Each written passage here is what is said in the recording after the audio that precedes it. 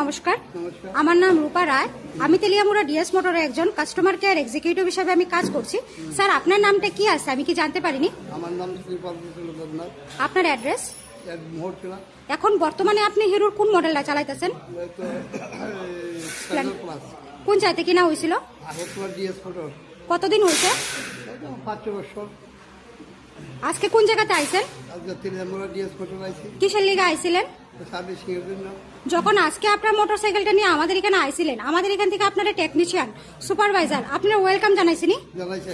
যে কাজটার জন্য আজকে আইছিলেন সেই কাজটা কমপ্লিট হয়েছিনি? হইছে। যত টাকা জানাইছে এত টাকার মধ্যে হয়েছিনি? হইছে। সময়ের মধ্যে কাজটা হয়েছিনি? হইছে। বিলের কপিটা পাইছেননি? পাইছি।